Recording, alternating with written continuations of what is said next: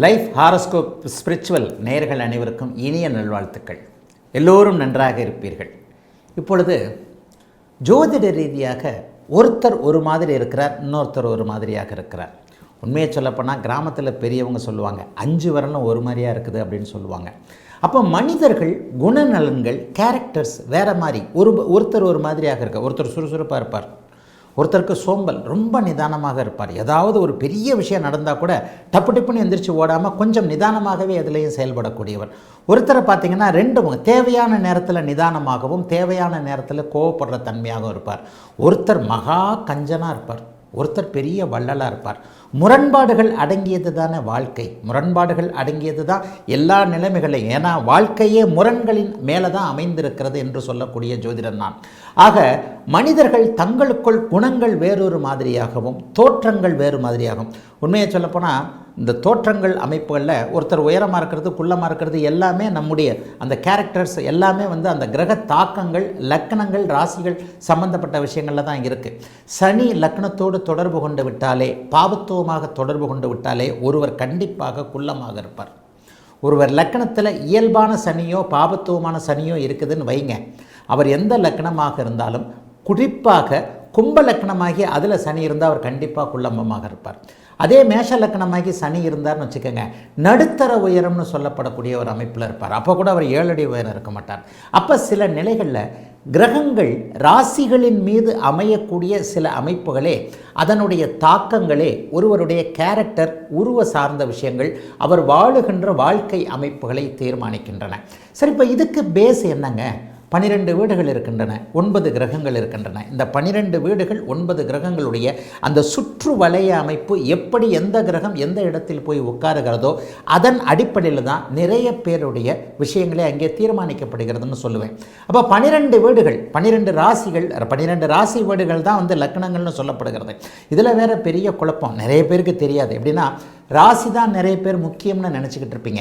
நாங்கள்லாம் ராசி பலன் சொல்கிறோம்ல, நான் பேசுகின்ற ராசி பலனே பொதுவான ராசி பலன் தான் அப்படின்னு அடிக்கடி சொல்லுவேன். ஏன்னு சொன்னால் ஒரு மேஷ ராசியோ ஒரு துலாம் ராசியோ ஒரு விருச்சிக ராசியோ எடுத்துக்கிட்டிங்கன்னா உலகத்தில் இருக்கக்கூடிய ஒட்டுமொத்த 850 கோடி பேரை அவ்வளோ வரையும் 12 விதமாக பகுதிகளாக பிரித்து சொல்லப்படுவது தான் ராசி. ஒரு ராசியில் 60லேருந்து 70 கோடி பேர் 80 கோடி பேர் கூட கண்டிப்பாக இருப்பாங்க. 60-70 கோடி பேர் நிச்சயமாக இருக்கக்கூடிய தன்மைகள் உண்டு. ஆனால் இதையும் தாண்டி ஜோதிடத்தில் லக்னம் என்கின்ற ஒன்று உண்டு. துலாம் ராசிக்காரர்கள் எல்லாருக்குமே இந்த வருஷம் நல்லா இருக்கும் ஆகா ஓகம்னு சொல்கிறோம். அப்போ துலா ராசிக்காரங்க எல்லாரும் நல்லா இருந்துடுறாங்களா? நிச்சயமாக நன்றாக இருப்பதில்லை. அந்த துலா ராசிக்காரங்களில் கூட நான் ரொம்ப கஷ்டப்படுறேங்க, நீங்கள் தான் ராசி பலனில் ரொம்ப ஆகா ஓகம்னு சொல்கிறீங்க, அதெல்லாம் நீங்கள் சொல்கிற மாதிரிலாம் நான் இல்லைங்க, நான் ரொம்ப கஷ்டப்பட்டுக்கிட்டு இருக்கிறேங்க அப்படின்னு ஒருத்தர் சொல்லுவார்.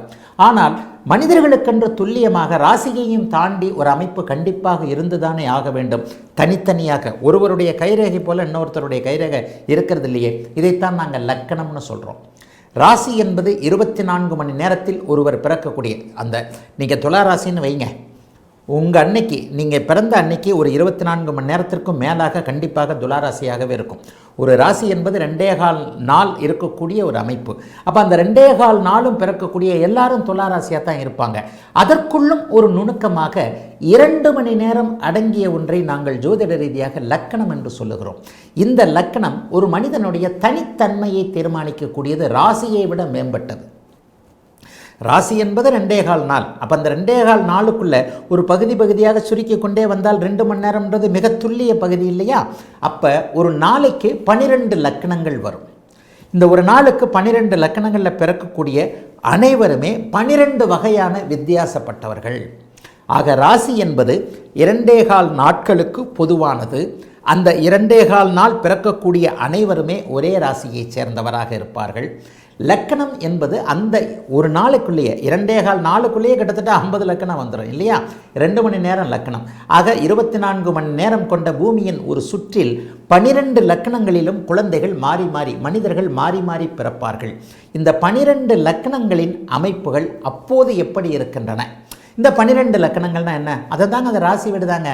மேஷம் முதல் மீனம் வரையிலான 12 ராசிகளை தான் அந்த உள்ளுக்குள்ளே இருக்கக்கூடிய 2 மணி நேர அமைப்பில் உங்களுடைய நீங்கள் எந்த நேரத்தில் பிறந்தீங்களோ அந்த நேரத்தில் அந்த லக்கணம் எப்படிப்பட்ட அமைப்பு, லக்கணத்தினுடைய தன்மை என்ன? நீங்கள் பிறக்கும் பொழுது பூமி எந்த ராசியில் சென்று கொண்டிருக்கிறதோ அதை வேறு மாதிரி சொல்லுவோம். கிழக்கே எந்த ராசி உதயமாகிறதோ அதாங்க லக்னம்னு சொல்லுவோம். பூமி ஒரு சூரிய வளைய பாதையில் போய்கிட்டு இருக்கு. அப்போ நீங்கள் பிறக்கும்போது பூமி அதனுடைய கிழக்கு பாதையில் எந்த ராசி உதயமாகி கொண்டிருக்கிறதோ அதுவே அந்த குழந்தையுடைய லக்னம். 2 மணி நேரத்துக்கு ஒரு தடவை ராசி அப்படியே மாறிக்கிட்டே இருக்கும். அதனால் லக்னங்கள் மாறுவது போன்ற ஒரு அமைப்புகள் இருக்கிறது. ஆக உங்களுடைய லக்னமே துல்லியமான தொழித்தம். ஒரு பெரிய அளவில் உங்களுடைய லக்னத்தோடு தொடர்பு கொள்கின்ற கிரகங்கள் எப்படிப்பட்ட தன்மை என்பதை வைத்து தான் பெரிய மாற்றங்கள் நிச்சயமாக உண்டு. அதை ஆதாரமாக வச்சோம்.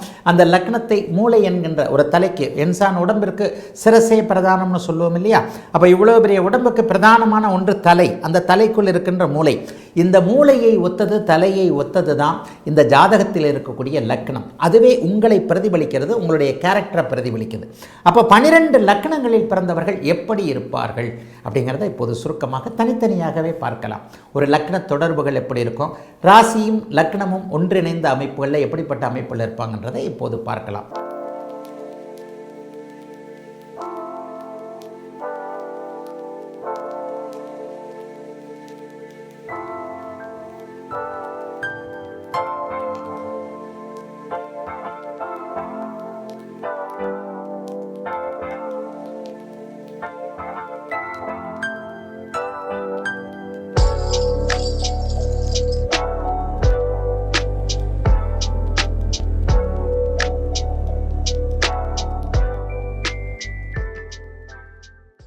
விருச்சிகம். விருச்சிக லக்கணக்காரர்களுடைய ஸ்பெஷாலிட்டி என்னென்னா, டக்குன்னு கோவப்பட்டுருவாங்க. இந்த சின்னம் கொஞ்சம் தேல் கொடுக்க மாதிரி அப்படியே கொட்டுறவங்க. இந்த இடத்துல லக்னத்தை குருவோ சுபர்களோ தொடர்பு கொள்ள அப்படி இல்லை அப்படின்னு சொன்னால் பழிவாங்கும் எண்ணம் கொண்டவர்களாக இருப்பார்கள். ஒரு ஈஸியாக ஒரு விஷயத்தை மறந்துட மாட்டாங்க விருச்சிக லக்கணக்காரங்க எல்லாருமே, எல்லாவற்றிற்கும். ஆனால் ஒரே நேரம் இன்னொன்று கண்டிப்பாக சொல்லணும், நல்லவனுக்கு தான் கோபம் வரும், மனசில் எதையும் வச்சுக்காதவனுக்கு தான் கோபம் வரும். விருச்சிக லக்கணக்காரர்கள் கோபம் இருந்தாலும் கூட குணவான்களாக இருப்பார்கள். சில பேரை பாருங்கள், அடிச்சுட்டு காசு கொடுப்பார் பாருங்கள்.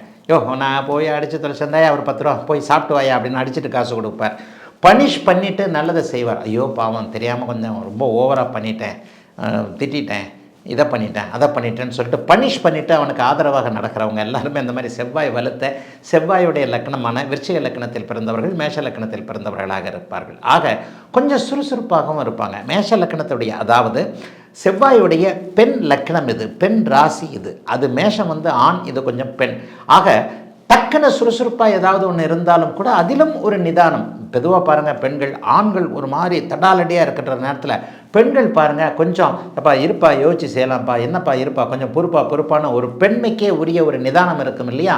அது மாதிரியாக வீரமும் விவேகமும் இருந்தாலும் கூட பெண்மைக்கே உரிய ஒரு நிதானமும் பக்குவமும் இருக்கக்கூடிய அமைப்புகள் இந்த விருச்சிக லக்னத்துக்கு உண்டுங்க. விருச்சிக லக்னத்தில் பிறந்தவங்க பெரும்பாலும் பார்த்திங்கன்னா போலீஸ்காரராக இருப்பாங்க, காவல்துறை, இராணுவம் போன்ற அமைப்புகள், அதனை அடுத்து மருத்துவர் போன்ற அமைப்புகள் இருப்பாங்க, அதிகாரம் பண்ணக்கூடிய அமைப்புகள்.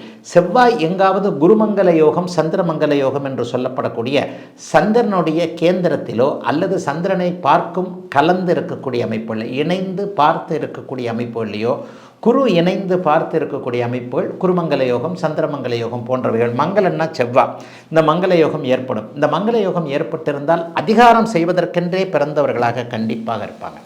விருச்சிகம் லக்னம் அதிகாரம் பண்ணுறதுக்குன்னே பிறந்த ஒரு அருமையான யோக லக்னம். இந்த லக்னத்துடைய பேச்சு தோற்றமே இன்னொன்று நான் அடிக்கடி சொல்லுவேன். ஒரு சின்ன குழந்தைய பாருங்கள், எல்லா ஒரு எல்கேஜி படிக்கிற குழந்தை, 1ஆம் வகுப்பு படிக்கிற குழந்தைகள் எல்லாருமே பொதுவாக டீச்சர்கிட்ட ரொம்ப பயந்த சுவாமாக இருப்பாங்க. டீச்சர்கிட்ட பேசக்கூட மாட்டாங்க.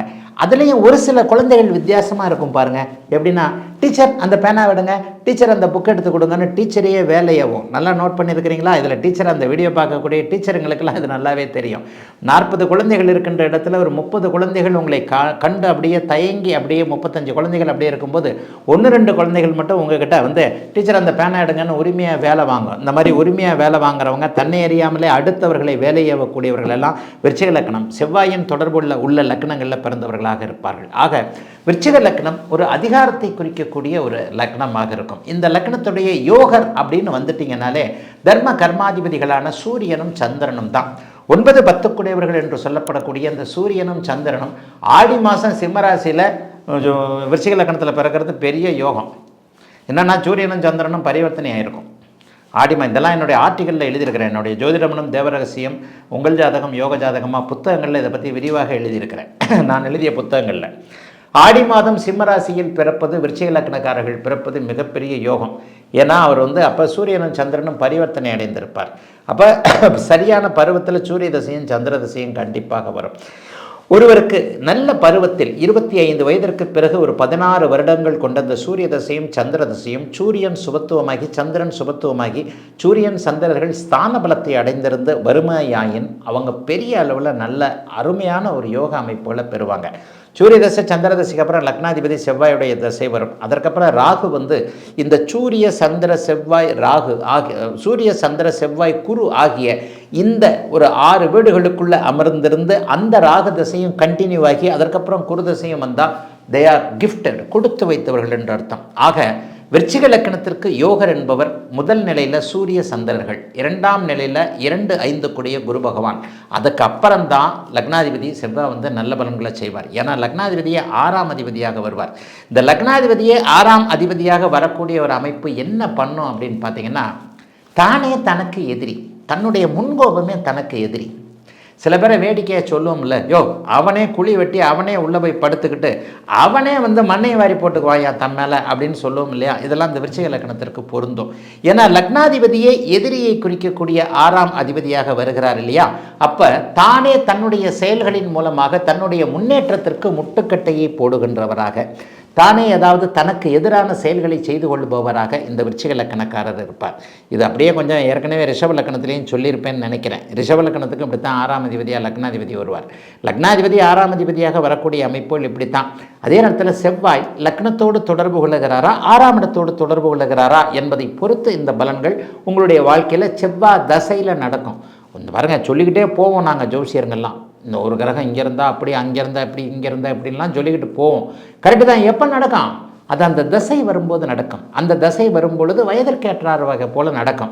30 வயதில் செவ்வாய் தசை வந்தால் ஒரு மாதிரியாகவும், 3 வயசில் செவ்வாய் தசை வந்தால் ஒரு மாதிரியாகவும், 80 வயசில் 70 வயசில் செவ்வாய் தசை வந்தால் ஒரு மாதிரியாகவும் நடக்கும். ஆக இதெல்லாம் ஜோதிடத்தில் பலவிதமான காம்பினேஷன்கள் அடங்கிய இது ஜோதிடம். ஆக சூரிய சந்திர குரு செவ்வாய் இந்த வரிசையில் விருச்சிக லக்னக்காரர்களுக்கு மிகப்பெரிய யோக பலன்கள் கண்டிப்பாக இருக்கும். ஐயா சரிதாங்க, நல்லது பண்ணுற கிரகங்கள் எல்லாம் சொல்லிட்டீங்க, கெட்டது பண்ணக்கூடிய கிரகங்கள் எதுங்க? புதன் தாங்க. விருச்சிக லக்னத்திற்கு இருக்கக்கூடாத கிரகம் புதன், அட்டம லாபாதிபதினு சொல்லுவோம். செவ்வாயை அதி தீவிர எதிரியாக நினைக்கக்கூடியவர். விருச்சிக லக்னக்காரர்களுக்கு பருவத்தில் புதன் தசை வராமல் இருப்பது நல்லது. அப்படி ஒருவேளை புதன் தசை வந்துருச்சுன்னு வைங்க, அவர் 11ஆம் இடத்தோடு தொடர்பு கொண்டு சந்திர அதியோகத்திலோ அல்லது சுக்கிரனோடு மிக நெருங்கி அல்லது குருவோடு சேர்ந்திருக்கும் பொழுது பெரிய கெடுதல்களை செய்ய மாட்டார். இங்கே கூட என்னுடைய வார்த்தையை நீங்கள் கவனிக்கணும். பெரிய கெடுதல்களை செய்ய மாட்டார்னு தான் சொல்கிறேன். அப்படின்னா கெடுதல்களை செய்வார் என்ற அர்த்தம்.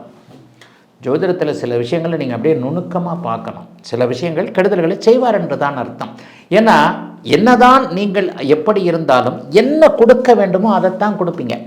காலங்காத்தால் நான் உங்கள் வீட்டுக்கு அம்மா தாயே எனக்கு பிச்சை போடுன்னு சொல்கிறேன்னு கேளுங்கன்னு வைங்க. உங்கள் வீட்டுக்கு வரேன், பிச்சை எடுக்கிறதுக்கு வரேன், அம்மா தாயே எனக்கு சோறு போடுன்னு சொன்னால் காலையில் 6-7 மணிக்கு நான் வாசலில் நின்று நான் கேட்குறேன்னு வைங்க. இந்த காலத்தில் யாரும் பிச்சை எடுக்கிறது இல்லை. எங்கள் காலத்துலலாம் தெருவாக வீடு வீடாக இந்த மாதிரி அன்னம் போடுமா அப்படின்னு நின்றவர்கள் ஏராளமான பேர்.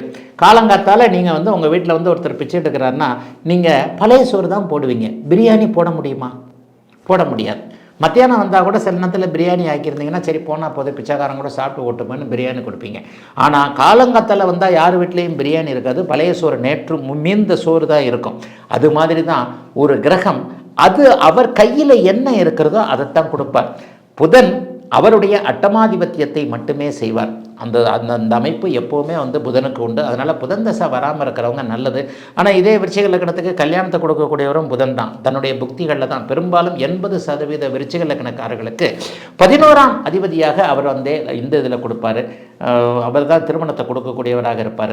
சுக்கிரன் ஓரளவிற்கு யோக கிரகம் தான். ஆனால் அவர் எப்போவுமே சுக்கிரன் கெடக்கூடாது. அவர் சுக்கிரன் அவயோகராக இருந்தாலும் கூட எந்த ஒரு லக்னத்திற்கும் குருவும் சுக்கிரனும் கெடக்கூடாதுங்க. சுக்கிரன் வலுத்து 7ஆம் இடம் 12ஆம் இடம் இந்த 2 அமைப்பு அமைப்புகளை தொடர்பு கொண்டவர். 12ஆம் இடத்துல சுக்கிரன் இருந்தால் சுக்கிர திசை ஒரு வேளை வருமாயின் அல்லது சரராசியில் இருக்கக்கூடிய கிரகங்களுடைய அமைப்புகள் வருமாயின் வெளிநாடு வெளிமாநிலம் போன்ற பிறந்த இடத்த தூர இடங்களில் போய் செய்யக்கூடிய அமைப்புகள் இருக்கும். சனி 3 4 சனி புதன் சுக்கிரன் இந்த 3 பேருமே நல்லா இருக்க மாட்டேன்னா ஒரு நல்லவைகளை செய்வதற்கு தகுதி இல்லாதவர்களாக இருப்பார்கள். விருச்சிக லக்னக்காரர்கள் இந்த பெல்ட்டில் பிறக்கக்கூடாது. 20 வயசுக்கு பிறகு சனி திசை புதன் திசை கேது திசை சுக்கிர திசை வந்தால் ஏதாவது ஒரு வகையில் முன்னேற்றத்திற்கான தடைகள் இருக்கும். அதுக்காக கஷ்டப்படுவாங்கன்னு சொல்ல மாட்டேன். லக்னாதிபதி அமைப்புகள் எல்லாத்தையும் பார்க்கணும். நான் அடிக்கடி சொல்கிற மாதிரி ஒரு மனிதன் என்பவன் உச்சி முதல் உள்ளங்கால் வரையில் ஒரு சுண்டு விரலை கூட தவிர்க்க முடியாதவன் தான் மனுஷன். எனக்கு இந்த சுண்டு விரல் வேண்டாங்க, கழட்டி அப்படியே வச்சிட்றேன் அப்படின்னு சொல்லலாமா? முடியாது. கண்ணு முக்கியம், சுண்டு விரல் முக்கியம். சுண்டு விரலாம் சில நேரங்களில் உன்னை பிடிக்க முடியாது இல்லையா? கண்ணு பார்க்கறதுக்கு முக்கியம், காது கேட்கறதுக்கு முக்கியன்ற மாதிரி 12 பாவகங்களும் 9 கிரகங்களும் ஒருமித்த கணத்தில் இருக்கக்கூடிய அமைப்புகளில் ஒருவர் நன்றாக இருப்பார். ஆக விருச்சிக லக்னத்துடைய குணங்களை சொல்லிட்டேன், அவர்கள் பிழைக்கக்கூடிய அமைப்புகளை சொல்லிட்டேன். சூரியன் சந்திரன் செவ்வாய் குரு போன்ற கிரகங்கள் தொடர்ந்து தசை நடத்தி அவர்கள் சுபத்துவமாக ஸ்தான பலம் என்று சொல்லப்படக்கூடிய கேந்திர கோண பரிவர்த்தனை அமைப்புகளில் இருந்தால் இந்த ராசிக்கு இந்த லக்னக்காரர்கள் மிகப்பெரிய உயர்வுகளை அடைவார்கள் என்பதே உண்மை.